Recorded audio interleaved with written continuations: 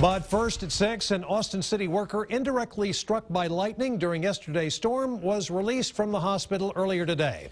That man is doing so well, he plans to return to work tomorrow. But tonight, we're learning new details about what led up to him being injured.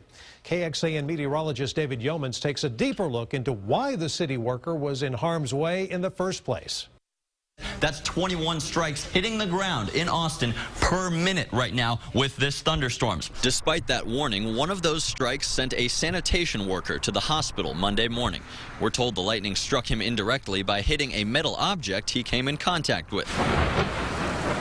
We got answers today in an off-camera interview with Austin Resource Recovery Safety Manager Jeff Dilbert. Heavy downpours and very gusty winds in excess of 60 miles per hour. When storms threatened, Jeff tells me he checked the interactive radar on KXAN.com. Seeing the storms, Jeff sent out a call over dispatch to all workers in the field, warning about the approaching lightning and advising them to seek shelter, take a break, and get off their route.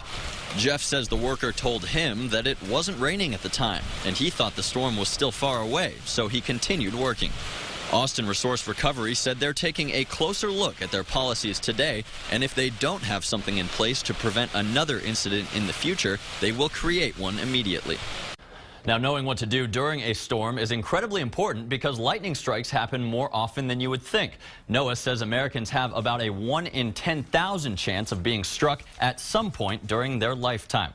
And as you heard in the story, the sanitation worker was struck before the storm even arrived when it wasn't even raining. You know, lightning often strikes several miles ahead of the parent thunderstorm and occasionally as far as 10 to 15 miles from where it's even raining. Thanks, David, for that report. You can find a lot more helpful information inside our severe weather guide on KXAN.com. Just click on weather and then scroll down to just below the pictures there of the first warning weather teams.